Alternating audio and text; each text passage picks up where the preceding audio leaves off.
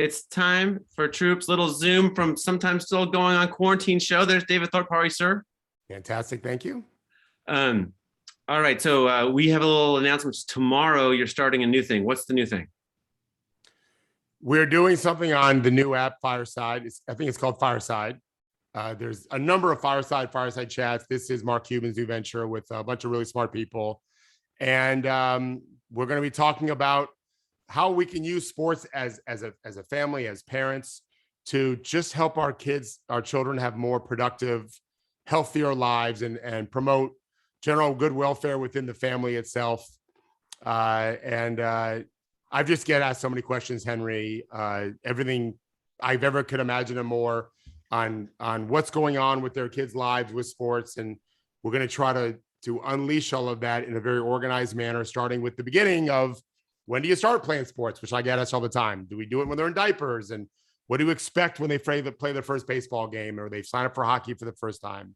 And we're just going to kind of build, hopefully, to the point where we're talking about, the elite people and what they should expect about trying to get to college or whatever. But we're a long way from that. We're going to start with just the beginning, what it's like to play T-ball for the first time, that kind of thing. Devin's asking in the chat if people with no kids can go to this event. Yes, Devin. It's firesidechatcom/David Thorpe. You'll see it. It's pretty cool. We've spent a lot of time talking to the nice people from Fireside. And I'll tell you one thing that kind of blew my mind was we were trained to use Fireside by nice people from Fireside. And I was on speakerphone on my phone in the office. And tell me if you have this experience. So for me, I was kind of blown away that just the sound of the audio is phenomenally better than a regular phone call. It made an impression on me. And then there's a bunch of being in the audience on this app is a little different, more fun, better. We'll be learning it as we go, but you can participate in pretty slick ways, which will make it kind of hopefully kind of a meaningful conversation with people who really care about their kids. Yeah, well, it'll be, you and I'll be on the first one, but we're going to have some guests.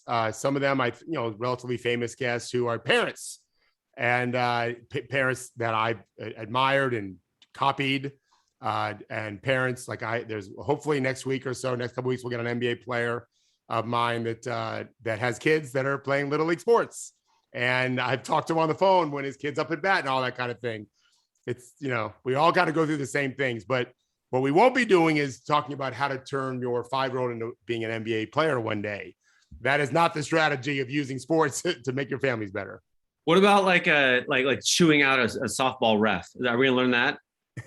We're going to discuss what to do when you're the same neighbor of yours whose son or daughter is on your son or daughter's team is next to you. And this is the nicest person to keep their lawn cultivated perfectly. And they're such great guests. They bring you sugar when you need it, or you're missing an egg for a bake a cake, and they lose their minds on the umpire. We're going to talk about how best maybe to approach that neighbor the next time and how to not do that yourself. Yeah. I've just dealt with everything. It's amazing. Jarod, swim coach, says psycho sports parents. I got sports. Something about youth sports. The kids are great. The kids handle it really well, right? But the parents lose their minds. Yeah. Hopefully your show can help in that regard. We're going to do our best. I think it'll be fun and hopefully informative. Because noon Eastern Tuesday, it will be noon on Tuesdays. If you can't make it live, you can participate. We'll post it afterwards on every platform known to man. Jarod and all cap lose their godforsaken minds. There's some deep stuff going on. It's like little January 6th every time there's a That's so true. It's fun, yeah. All right. Let's talk. And actually, at the end of the show, let's get Jarod to tell us stories about crazy swim parents because that'll be good. But I don't know that what we're about to talk about is particularly meaningful. But we have been watching preseason basketball. You wrote a story about it last week. I plowed through the NBA.com stats a little bit this morning, and just for fun, a couple of little findings in the early going. Highest scorers per 36 possessions with minimum of 15 minutes played. Number one in the NBA. Boban! Yeah. He can't be guarded. He can't be guarded. Yeah. He really is incredible. I don't know how tall he is. It's enormously tall, enormously 1 million large. feet tall. Yeah. And he's very skilled. First of all, he's got the most, I want to be president. I don't think he can be president, but he just seems like a guy who could easily rally a whole country behind him. He's just impossible not to love, but he's really a talented player. Just limited the way he moves and runs and everything. You can't play him for long, but nobody can guard him. It's just absolutely stupid stat because he only played 18 minutes, but he's averaging almost 40 points per 36, which is awesome. And it's because he's shooting 50% from three and 83% from the line. So that probably doesn't matter tremendously in the long run. But the next name on that high scoring and early going list is Jordan Poole, who I don't know if you watched any of that, but he's pulling up like a step over half court and just draining threes. And as you said in our little warm up, that seems like that matters. Yeah, I mean that's he's going to play a lot for them. They've got Steph Curry and Draymond, obviously, and they need more help. We're not sure what's going to happen with Klay Thompson. I've seen video of Klay, Henry, where people are all excited that he's dunking the ball, but he's moving very, very slowly. Well, they don't have the luxury of waiting for Klay forever. They need people like Andrew Wiggins. We've talked about him, and Jordan Poole, who I think was the last pick in the first round a couple of years ago, one of the last picks, who started coming on last year. He's part of their story. If you remember Golden State kind of surging at the end, he's one of those guys. And we didn't know how we'd look in preseason. I know this. The preseason doesn't mean if you do well, then you'll do well in the regular season. But you want to see that continuity of finish the season well last year, get in the preseason, look like you know what you're doing, and then you can start expecting to see the same thing in the regular season. I think more likely than if he had struggled in the preseason. So it's a good sign. We have to see what happens in a few weeks and beyond. But if you're a Golden State fan, you're thinking, all right, we got some things cooking. It's too bad James Wiseman can't play. He's still recovering from his torn meniscus. And Klay, of course, will come back whenever. But, I mean, the other guys on the list are the All-Stars, Lillard and Adebayo and Doncic. These are Olympians, and Jaylen Brown, Steph Curry. Jordan Poole has got to get Golden State people pretty excited. I mean, if they've already won championships with just scoring coming from Steph plus all over the place, right? And if Jordan Poole's one more place in that's big. He's 22. This is the thing that excites me on this list is Cam Thomas is 19 and he's lighting it up in preseason. Josh Christopher, Tyler Hero, we know his name. And then actually down, I don't know, Lugens Dort is shooting threes like crazy in the preseason, which is, for a guy who's out there to play defense, that's great. Yeah, no, that's a big deal. Well, going back to Jordan a little bit too, Henry, remember Golden State finished the season like a top 5 defense. Yeah. So its offense is the question. If they can, if they make, people talk about who's the best coach in the league. It's a relatively short list of guys we could look at. I think Steve Kerr has to be on that short list. In part, look what they did defensively with a team that you would never think they could do that except for Draymond. And so they've got to get their offense better, which you think they'd have with Steph, but he's really by himself last year. Well, no, he's not. Now we've got these other guys coming. So if the West, and we'll talk about the Lakers later, if the West is a little bit up for grabs because of the Lakers' age and Kawhi is out and Jamal Murray is out, well, Golden State's got one of the best players of all time, who's still one of the best players in the league now, and they're going to need some other help. And if Jordan can be that guy, I still think Draymond needs to be able to shoot threes better, but it's possible that he does. And now we have the Warriors right there, which I just think if Steph Curry's on a contending team, the league is better. He's just, he's that guy. So I'm hoping Jordan Poole continues this.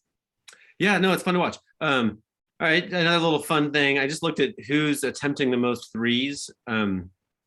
Buddy Hield and Jordan Clarkson are launching a three every 1.7-ish minutes that they're on the court, that's a lot. Think about it. I mean, I think in the heyday of the Knicks, probably when they were, playing that really slow, they probably, the whole team didn't shoot that often, but they're shooting freaking. Well, did you see, I'm not changing the subject, you'll see my point here. Kareem was just interviewed the other day about how he'd play in today's NBA. And of course, as Jarod would love to note, he's just the most humble, sweet man. He's not sure he actually said, I could have to just be keeping stats on the bench. I think he was being humble and kind.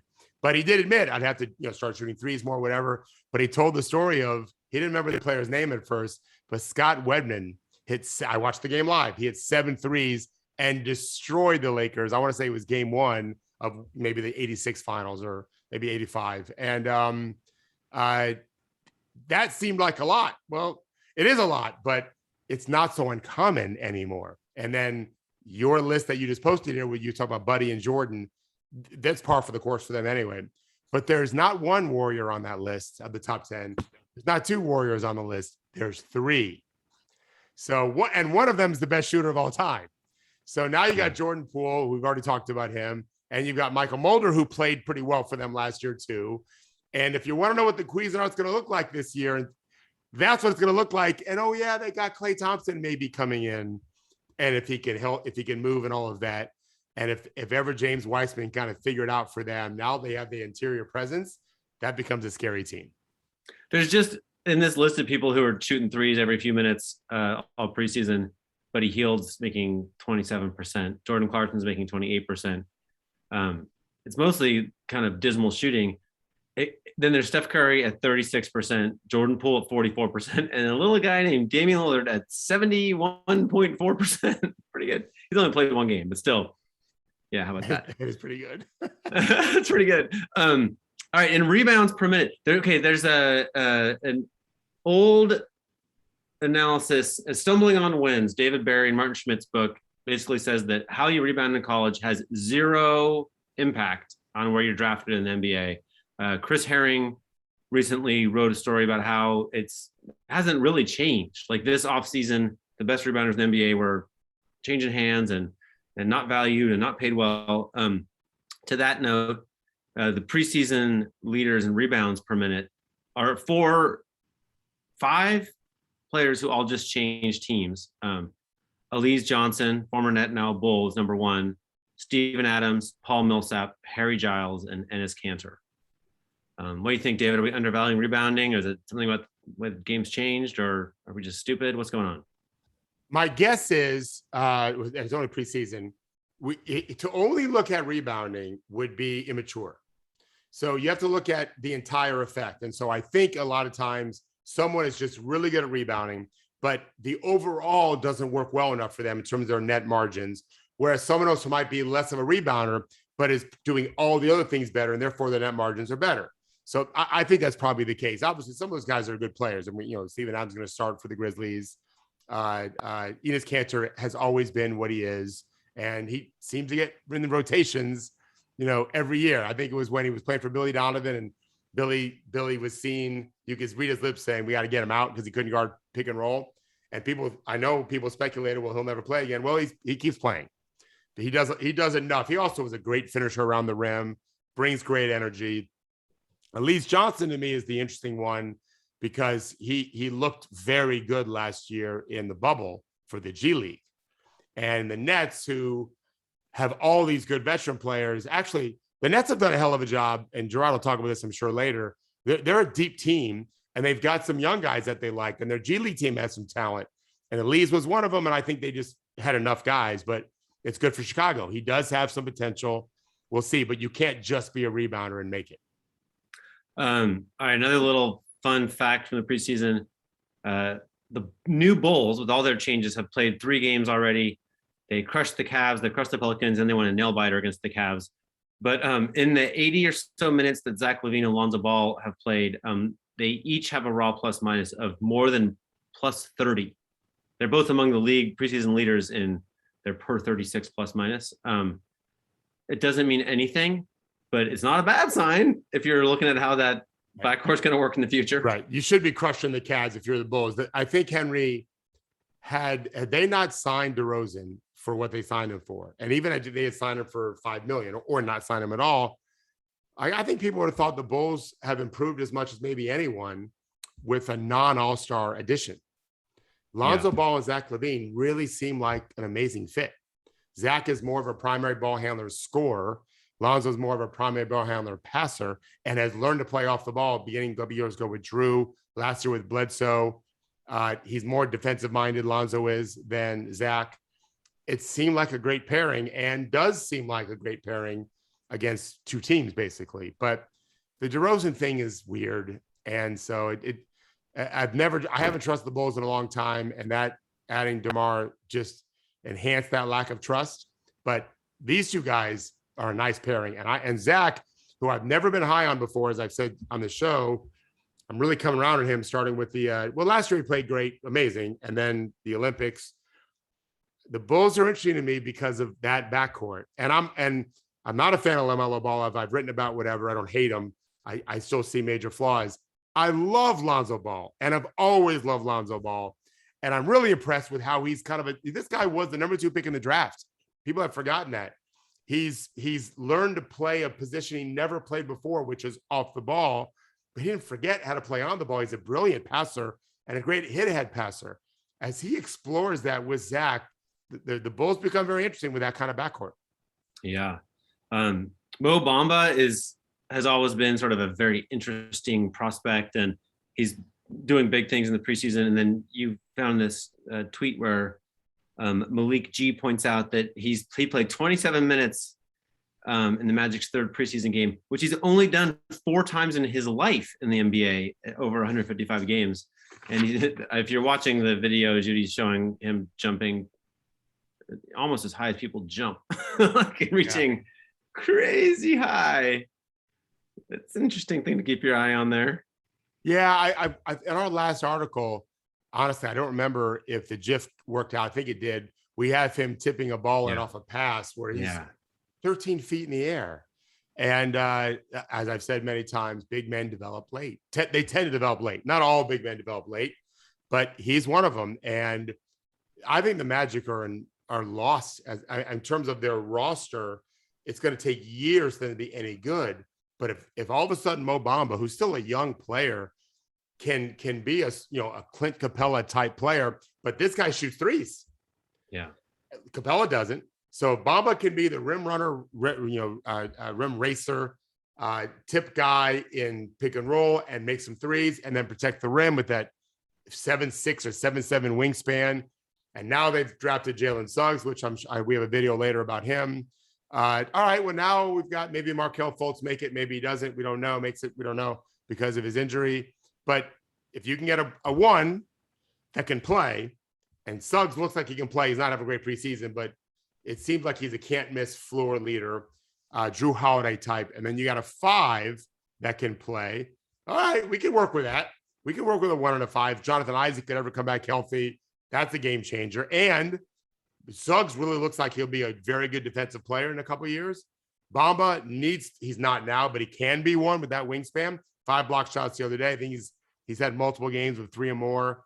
And now you got Jonathan Isaac if he ever returns. And all of a sudden, the Magic have looked like what can be a formidable defense. And that's how you get going again. One of the ways you can. I'd like my local team to, they're an hour and a half away to improve. And Bamba playing well will be a good start. All right, so let's talk about Jalen Suggs. Yeah. I remember you wrote when he was in college, you wrote about the Jazz and how Jalen Suggs had skills that applied to the modern NBA. We love Jalen Suggs, but you have a video of him making a mistake. Right? Yeah, so they're down 1 against the Spurs, game on the line. They kind of ISO him up top for those that can't watch the video. And on the left side, there's a shooter in the corner.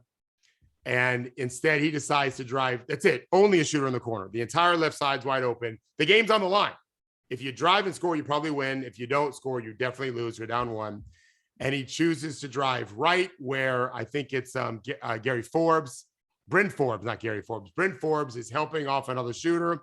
And he strips him. And basically the game ends with a melee. The ball's flying around. No one gets a shot off. And after the game, Suggs says if you listen to Jalen Suggs, he's very scientific. He's a very bright, articulate, but thoughtful person. This guy was like National Player of the Year coming out of high school. Everyone thought it'd be a top 3 pick. He ended up going number 5 because Scotty Barnes went number 4. But clearly he's a high level talent. And he says after the game, well, I learned that I should have just gone left where I had no help from the wing. And I just laughed, like, you only learned that now? It took you this long? And maybe it's because he is a strong guy. You could always drive into traffic before, and they just can't strip you. But I've been working with players starting in 5th grade on avoid the crowd. That's a Popovich line. Just when you see a crowd, don't dribble into the crowd. Defensively, bring the crowd to the ball. Offensively, avoid the crowd. And I just had to laugh that he's still driving into the crowd, although I'm glad that he respects now that maybe I shouldn't have. But it's a good reminder, Henry. At every level, you got to make the same. You got to make the same mistakes you made at the previous level. I've always said it. I had to remind myself of that when my son moved from 8th grade to JV and then JV to varsity. Like, he's going to make the same mistakes he made before. Learning doesn't, you don't just eliminate, check a box. Okay, I'll never do that again. Like you do when you're a 2-year-old and you reach into a fire. You never forget that. This is different. It's just different. And you got to go through it all. You got to make all the same mistakes. And you can't skip the steps, which we're going to talk about Anthony Davis too. Anthony Davis has talked about the Lakers. This is part of the growth process, Jalen. You're going to screw up and it's going to, 3 years from now, you're going to make a similar kind of mistake and you're going to think it's the first time. It's not. And we'll remind you of it. This is way growth happens. It's not just check a box and you're done forever. And how great for the Magic this game doesn't count, right? Like, hey, you got a good lesson. It's freebie. Yeah. Even better. Yeah. He'll do it less going forward, but it won't be the last time. And yeah, it just seems like just don't dribble into the bad guy. Stay away from the bad guys. Yeah. That's smart. That seems smart. All right. So everyone's talking about Kyrie Irving. And I guess I'd like to avoid like our 70,000th like COVID discussion, like kind of free-form COVID discussion. But David, you have a speech ready. David's ready to be like he's going to drive he's going to pilot the airplane of Nets to COVID safety. And lay it on us. We're in the locker room now. You're talking to the Nets. What would you say? Yeah, I think there's a point now where it's time for management or ownership to sit down in the locker room with everyone that's there that isn't Kyrie. Actually, it wouldn't be so bad if he was there. And just tell them the truth that we have worked meticulously on this incredible private jet that we've got. We're loaded. We're super deep. We've got Kevin Durant. We have James Harden. We have Kyrie. We've got one of the best shooters in Joe Harris and blah, blah, blah. And we're about to take flight. And there's a hurricane up there. And when we get past one hurricane, there's another hurricane. And it's just the NBA season is a nonstop, relentless group of hurricanes that we have to get by. And we have a jet that we think can get through it. And we're going to make it in one piece. And when we land, we're going to be world champions. We're going to get big, fat, $50,000 rings on our fingers and all of that. But the only way we can go up there and get through those hurricanes and all those windstorms and land safely is if all of us on this plane are following our rules. When it gets really bumpy, we need to buckle up. We don't need you jumping up and down. If you've ever seen Seinfeld, Kramer caused a plane to crash because he was jumping up and down. Like, no, when we need everyone to pay attention and listen to our pilot, everyone has to do that. If we don't do that, we're not going to land safely through these hurricanes. We know that. And right now we've got of our group of 25 players, trainers, coaches, we have one guy that is not agreeing to follow the directions when we're on this jet. And so we've got to make a choice. Get on the jet with us and we're going to be okay, or don't get on the jet and we're going to be okay. But we can't have someone get on the jet and not follow the same instructions as the rest of us. So if Kyrie's not in the room, we've got to say to the team, guys, do you want Kyrie on the plane or not?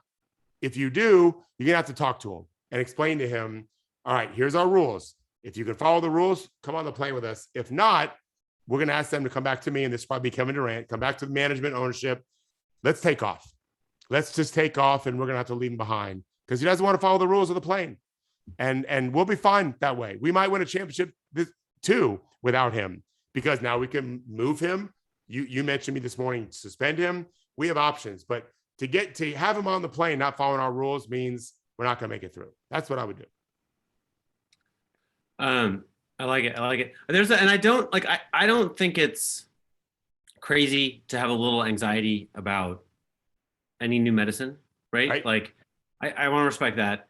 And, but I think it's kind of boring now. As I was saying to you on the phone, like we all know, like pregnant moms or old people or young people or, people with dire health, like everyone's had to stare down the part of this. And I noticed that the Players Association said that basically like, this is a personal thing, right? And then on some deep level, your own views and your family's views on this new medicine, there is a personal part of it, but not the whole thing, right? And everybody's had to think through this. There's a worry about myocarditis, and on and on. It's real.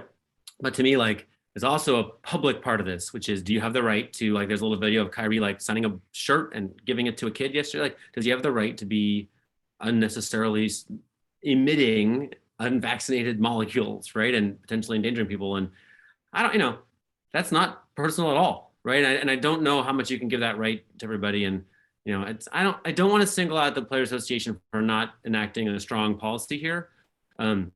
Everybody has crappy policies, but I would say that we didn't use policy to get the victory here, right? Like it wasn't. There are places where there's like 100% or close vaccination, and life is just so much simpler, right? And the NBA could have been one of those places, and because of the PA, it's not. So bummer. So now we got to wrestle with all this stuff. And I guess the last thing I'll say about it is, so Steve Nash quoted yesterday saying, we're just going to have to live with the reality that Kyrie won't be at all of our games, and it made me think about your analogy and a pilot. And it's like, well, now you're the airplane with the weaker pilot, right? Which might be enough to get you through the storm, but it's very, very, very competitive. Last year, the Nets had the best roster and the killer setup, and they just didn't quite have enough, right? And this gets rocky. This gets tough. And the likelihood isn't that no one team is likely to make it through, right? Because it's just so much competition. Right. And now it's like, no, they're just the team with, either they have Kyrie in and out, and then Steve Nash looks kind of neutered. It just seems like maybe it'll work, but it seems like a little bit of stepping on the rake. I would argue that if they don't change anything, Kyrie is only able to play road games and practice at home. There's going to be some kind of meltdown. It won't be a terrible meltdown where they win 35 games, but they won't reach their potential, which is the speech is. We have a chance to have this incredibly precision aircraft that is going to make it through. We've seen what the Hurricanes look like, meaning all the other teams. And absent, someone getting Ben Simmons, that's already great, like the Lakers or whatever, we're going to make it through. Like, we're going to be champs. We're that good. And we just can't have someone jumping up and down on the airplane or throwing food at people or whatever it is that you might be doing, which is the equivalent of you just not doing what all of us have done. We've all followed. Just get on board, right? Like, just get on board. I gave you, I get on. The plane is taking off. We want you on board. Yeah. If you don't get on board, what management and ownership need is permission from the players to do what they're supposed to do in their job, which is help us build the best aircraft possible. The players have to have peace with Kyrie. Like, dude, we want you on board. If you're not willing to go on board, we got to go to our bosses and say, hey, we're ready to take off now. And that frees up Sean Marks and the ownership group to do whatever it is. There's no deal they can do that's going to make the team worse than having Kyrie only 50% committed or not there at all. Anything they do in terms of trading him or suspending him is going to make them better. And that's going to make the aircraft a little bit better. Now, suspending him buys time for sure, but there is a cost to that too, because it means you haven't fully answered the problem. And at this point, Andrew Wiggins, I think, set a bad precedent for Kyrie in that he just did it in 2 seconds.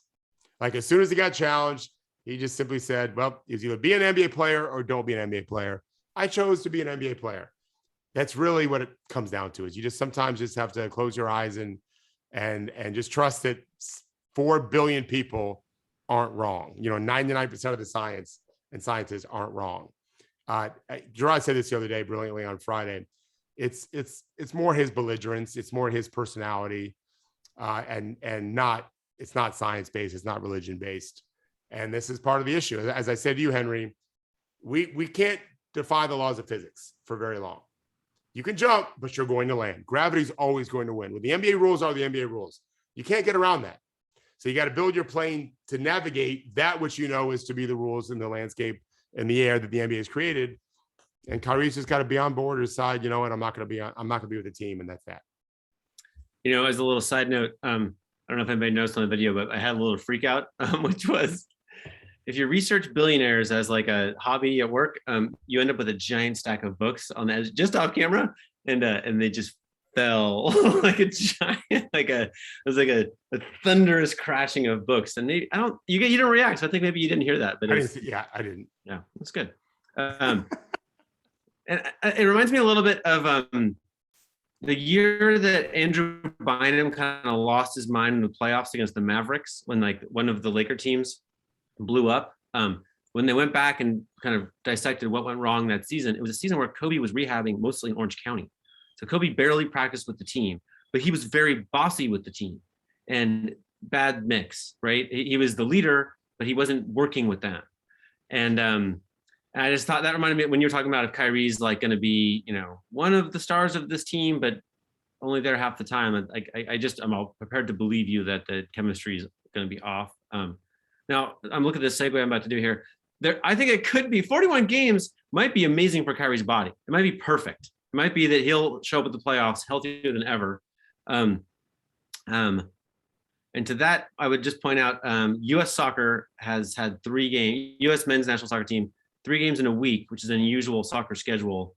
And they sat almost everyone for the middle game. I'm going to read from the New York Times, Andrew Kay. Such an aggressive rotation of lineups from game to game during qualifying has become a preferred option for many coaches, and especially those who believe they have deep pools of talent after FIFA tweaked its scheduling rules to allow confederations to hold as many as 3 games in each international window. Many coaches, Berhalter included, have been hesitant, with a few exceptions, to ask players to start 3 games in the course of a single week. I'm here to tell you that they use the same exact sports scientists who go to the same conferences as the NBA. And when we talk about the schedule and its effect on players, it's in soccer, they're like, yep, 3 in a week is too much. And the NBA, they're like, it's fine, it's totally fine. Now, the soccer is a little different, but the science isn't all that different, right? I think that 5 maximum efforts in 2 weeks is about the max humans can handle, no matter what the event. It's interesting to me that in soccer, it's just, yep, let's apply that knowledge. In basketball, they're like, well, it's hard to say, and science isn't really clear. It's like, no, it's fucking clear. It's clear. Well, and they're doing it with far lower paid athletes. This soccer team, I realize there's some soccer players make a lot of money. They're protecting the bodies of players that don't have nearly as much impact on their community as these stars do, that we're putting at risk with all these games. Yeah. It's been an interesting debate. I don't think Adam Silver have agreed to it, but it'd be an interesting debate. And I give U.S. soccer a huge credit. Like, there's an interesting debate about what the NBA decides to do, but there's not really a lot of debate about what the science says, right? No, I'd like to hear if he offers any. I don't know that I've not seen any that says everything's fine.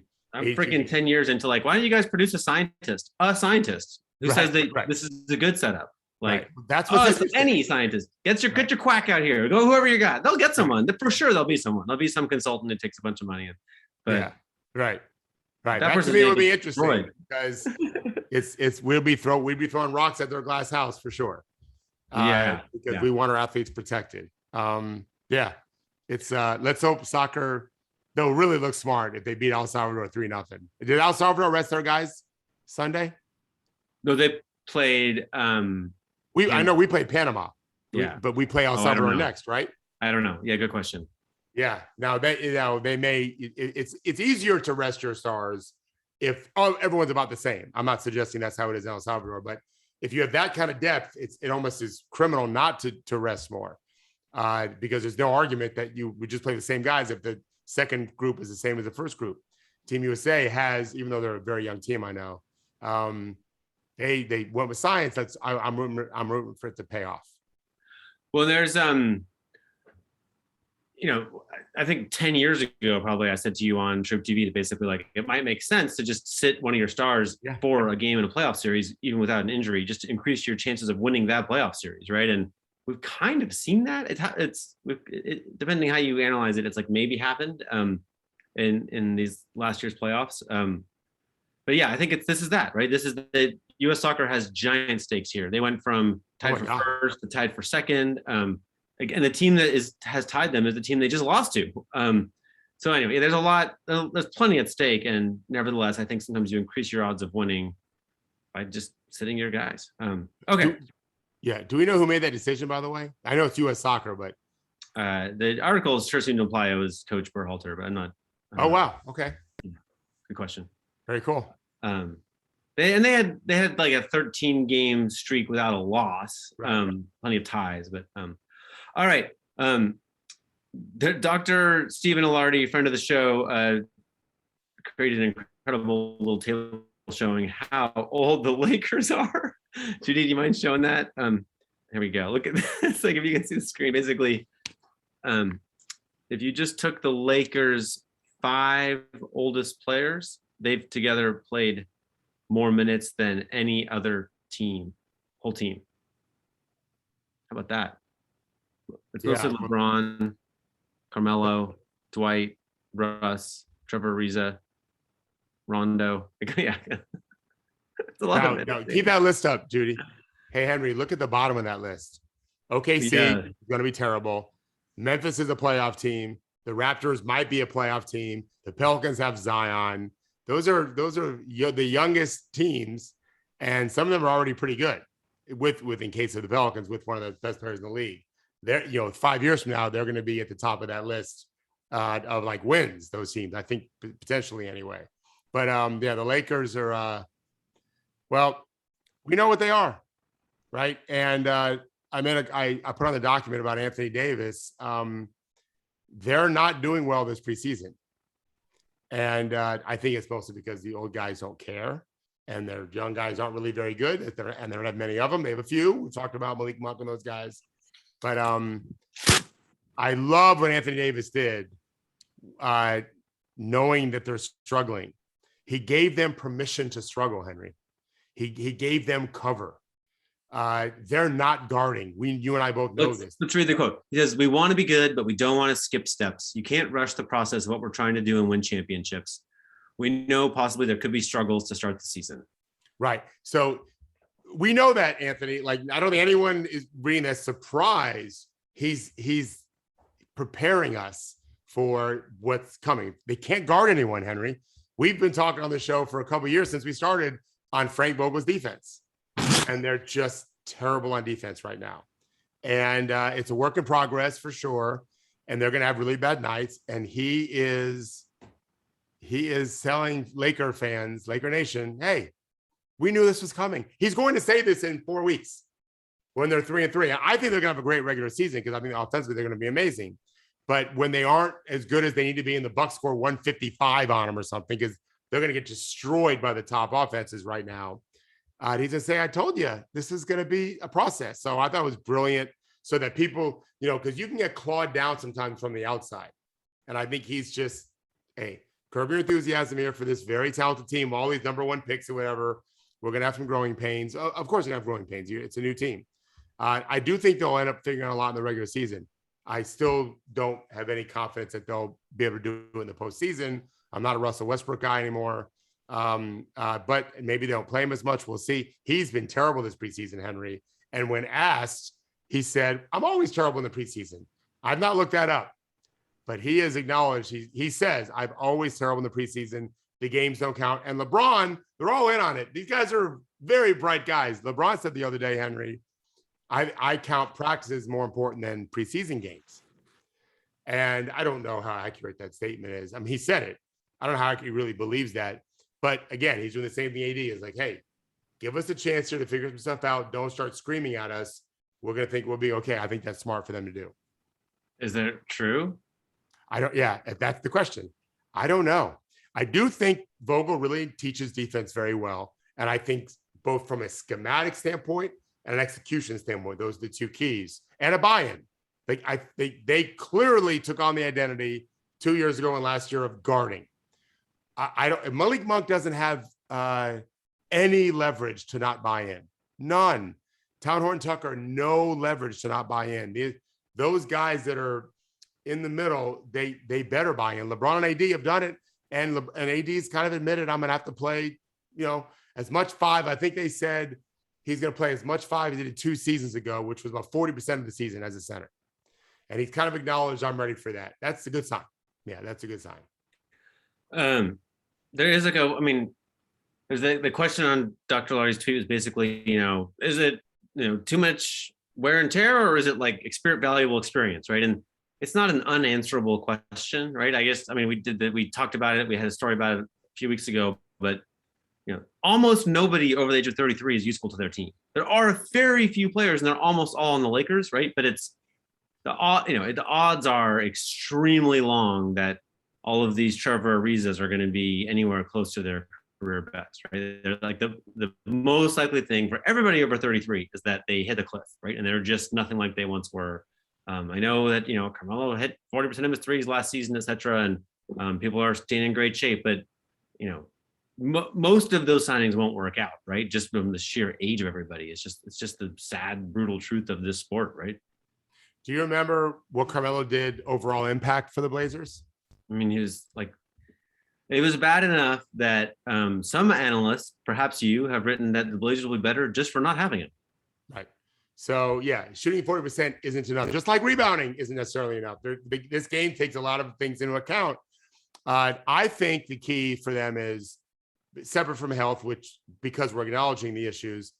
How good is Anthony Davis? I'm a little concerned. I told you guys, and I wrote this last week. He looks physically amazing, but he also looks very strong, and that worries me a little bit. This is a guy that I'm one of those guys that your body, you know, it normalizes if you train right. He was so skinny for so long. Adding a bunch of lean muscle worries me that he's going to have another leg injury, whatever, knee, ankle, whatever. So that's concern. And then you got to see how the young guys do. You know, how are they coming? Because if you're going to lose, well, they already lost Ariza for a while. If you're going to lose some of these older guys, but you can replace them with Malik Monk or Town Oren Tucker, then all right, we've got a young guy to play that. Of course, they need LeBron and AD anyway, but there's a fighting chance at it. I just don't think it's. I mean, they're betting on a bunch of old people, and I think you're right to point out the extreme risk. They better develop those younger guys, that's for sure. Yeah, and some of them are little too, right? They're going to be this rip-roaring defensive presence. Like they're going to be playing Russell Westbrook, who's never had great defensive metrics, with whoever can shoot well, but like that person's not going to be 6'7". Well, yeah, I've always believed that the NBA is very much a coach's league. To play great defense, you need to really be coached right and pushed and taught and all the X's and O's. But you can't just do it with a bunch of slow, small guys, right? You and I would not be anchoring good defenses, even if we're taught extremely well. There's got to be an athletic component, and you're not athletic and physical component. You're not wrong to point this out. I mean, they're depending on Dwight Howard, who was good last year. They're depending on some guys. I think they're hoping we have enough guys where if some guy gets down, the next guy comes in. But if in the playoffs, you're depending a lot on Wayne Ellington and Dwight Howard, you probably have some problems. Udonis Haslam's father died. Did you never know his father? I did. Yeah. What I wanted to talk about with that is I love how the Heat handled it. Udonis lost his mom a number of years ago. His dad, it's one of my favorite ever stories for me personally. I met his father before a game after Udonis had started making some jump shots. I think it was in his second year. And he said to me, he said, "You're the man that gave my son a game," because Udonis was never a jump shooter. And it's not accurate. I told him that, that's not accurate at all. I said, your son just had to change his game because this league is not the same as college where he could bully everybody. But I love that he said that. He's a very humble man. And the Heat, what they did is they gave him his time and they asked everyone to go through Coach Spo. So all the messages they want to send Udonis, they did not want him answering, 25 text messages every 5 minutes. So everything came through Coach Spo. So it was just one guy texting UD. But what I love is there's a few things I love about this article came out, but Bam Adebayo wore UD's practice jersey. I don't, no one should be surprised. Bam Adebayo seems like he's Udonis's son and could be. Right. Udonis has his son, not that much younger than Bam. I love that. I love that. And I love in the article, I didn't post it in there, Henry, but he's back for his 19th season. He played 2 minutes, 2 or 3 minutes last year and got ejected very quickly. He's the highest paid assistant coach in the NBA.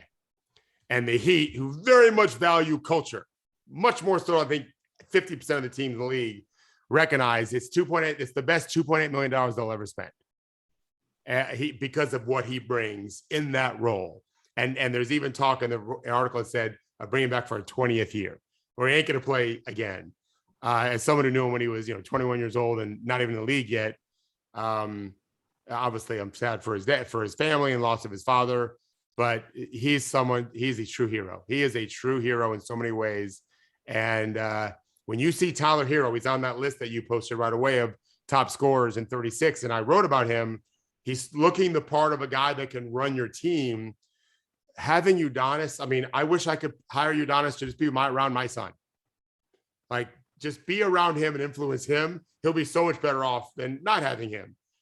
that's the advantage that he'd have with having young guys like Bam and Tyler, and Udonis is the leader.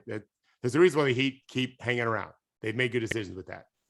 So is he like the guy who stands behind Coach Spo as just like, we're really going to do this? Like, you know what I mean? Like, is that how it works?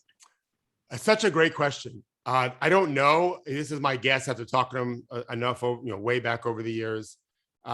First of all, I think that Coach Spo checks with him. Like, here's my plan. Coach Eric's a very bright man. How's this going to go? This is what I want to do. How's this going to go? And I mean, if you're watching Ted Lasso does this. Like, you got to bring it to the team. And so if you want to bring it to the team, bring it to UD first. Because if what you said just now is exactly right. If he clears with Udonis, then Spo can come in with all the juice you could ever want. He's got the big king hat on. The UD said this is okay. It's understood. Let's get this done. And no one's going to fuck around with that because he is the OG. And so, yeah. He's Roy Kent, I guess, in absolutely 100% right. He's Roy Kent, who wasn't as good a player officially as Roy Kent was. But, yeah, the same kind of reputation and credibility. And, I mean, most teams don't have that. They don't have the one player where if this guy says it's okay, it's okay. Yeah. And you got Jimmy Butler and Bam Adebayo on the team and Kyle Lowry now. And so they know if UD says it's okay, they're not going to say shit, which means everyone else better not even blink. Talk about a private jet ready to fly through a hurricane. It doesn't have all the bells and whistles the Nets private jet does, but they don't have one of their best guys jumping up and down either. Right. So they are smooth sailing. And I think when we talk about the Heat, if Tyler Hero can make that big jump, honestly, of all the teams that I think are being trashed on the most in preseason expectations, it's the Miami Heat. A lot of really smart people think they're going to struggle in the regular season, but be very good in the postseason. I understand where they're coming from in the postseason, but I don't think they'll struggle as much in the regular season. They definitely aren't as deep as what you'd want them to be. But I think Tyler Hero is going to make a big jump this year, and then that starting five is going to carry them a long way.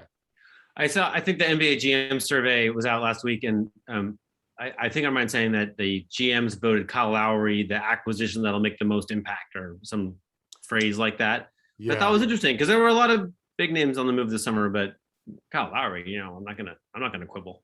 And I wouldn't have. Yeah, you're right. When I read that, I wouldn't have thought that, and I was probably wrong. Like, I do think in the postseason, he's going to make the biggest difference on that team, which is why Tyler Hero being able to handle primary ball handling duties very well is so key, because it takes a lot off Kyle for the regular season and allows him to have as much energy as possible for the postseason, because they're not a deep team. Jarod, are you available? Can you tell us swimming nightmare parent stories? Also, do you want to do Devin's thing on Malik Andrews? I think it's wonderful. I just we so often have audio trouble when we play a long clip like that. Oh, my bad. I'm sorry. I loved it. That's why I asked. Sorry. Hey, Jarod, what's up, buddy? Great. Hello. How's it going? Yeah, I want to hear these crazy swim parents. Pull. I know they yell that.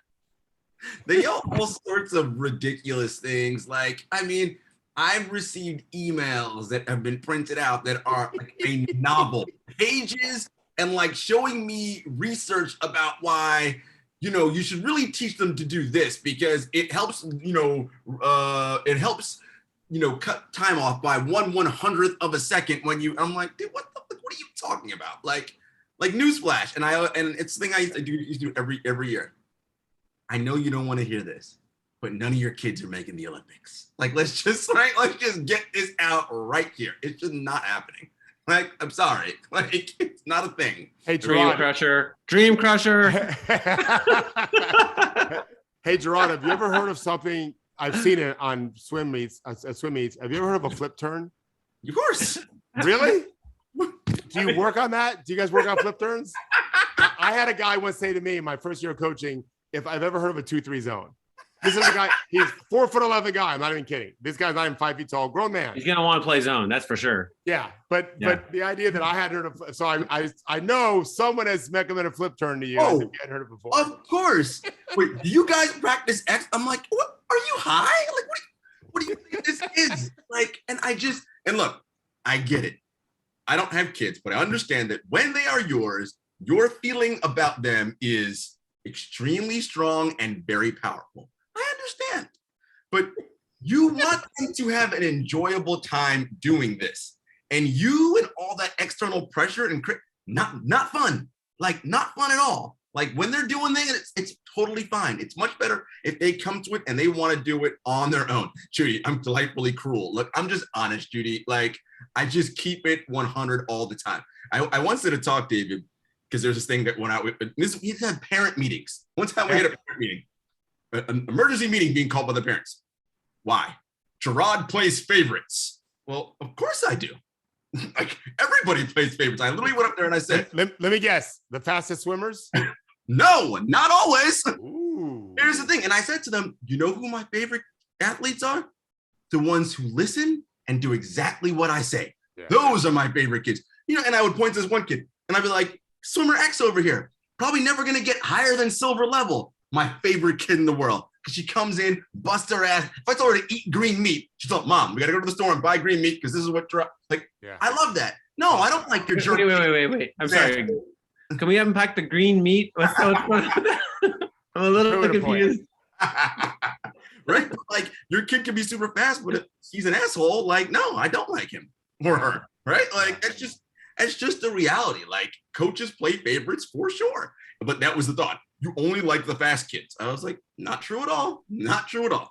Can I ask you something else, though? I think on a more serious side, haven't you seen in many cases a young person who's swimming with you and how their personality and their charisma grows and their confidence grows and their dedication to maybe better fitness and better eating, like the impact swimming and any sport can have on a child? You can see it right in front of your eyes, right? Coach, that is my favorite part. Yeah. Like everyone's like, oh, what's your favorite about our coaching? I'm like, race. I'm like, no, I actually hate race day. Like, meet day sucks. Like, my favorite part about coaching is practice and our one-on-one conversation. That's my favorite part about coaching. Relationship building and all that stuff. Meet day, I'm like, I already know what's gonna happen on meet day. So, you know. Right. I feel like it's anxiety. I'm pretty sure. Like, I've been at a lot of swim meets or other events as a parent, and I see the anxious parents who are the ones who feel like they need to like do the coach's job.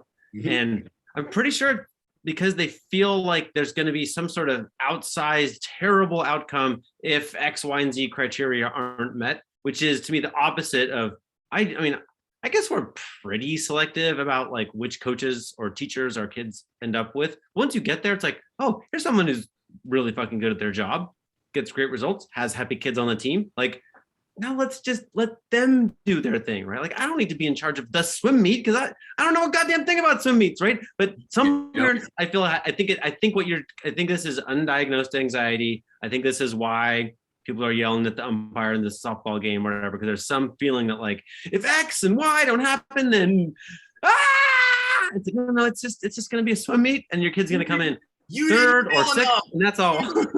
Push them on that third 50.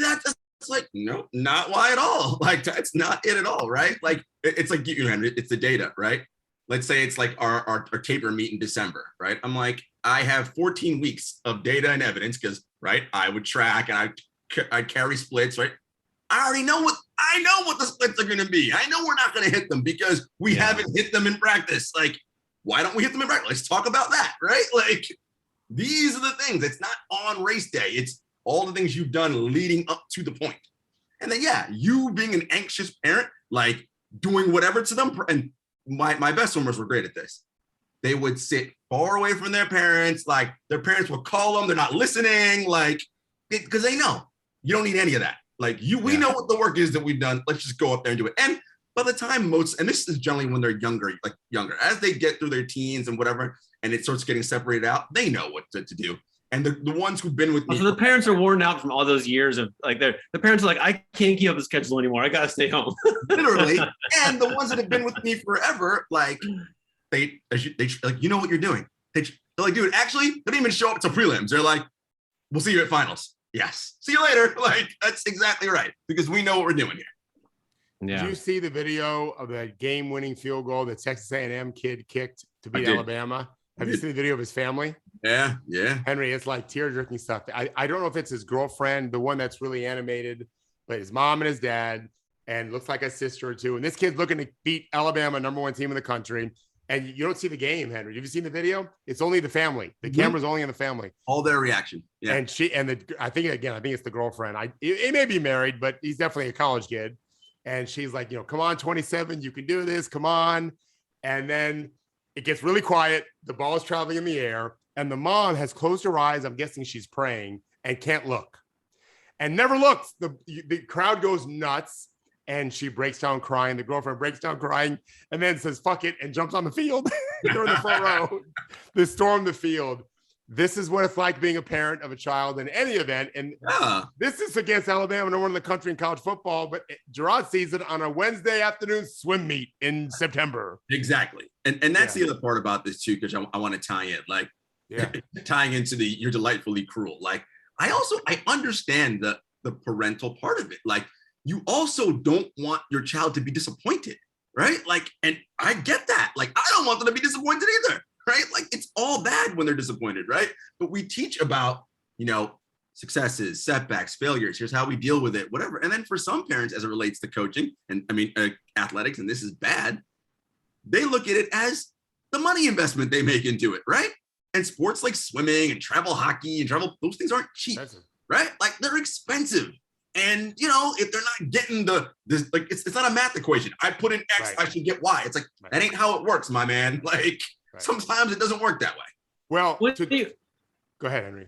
I feel like you do want your kid to get the feedback, right? Like, this is where I feel like it might be disappointing. I feel like, like if you don't work very hard and you don't listen and you screw around and you don't perfect your stroke or whatever, then there's resistance. Swimming is a sport of resistance of water, right? It's like, if you do X, Y, and Z, then what you'll get back is not the time you dreamed of, right? Like, and I feel like I do see that some parents just want to protect their kid from that reality. It's like, no, this is the good part of this of any sport. Is like, go get that feedback and apply it later in life. It's super valuable, even if it's a failure, Yeah, we'll talk about this on Fireside. I told my wife the benefit of having coaching for a long time before we had kids is you think these kind of things.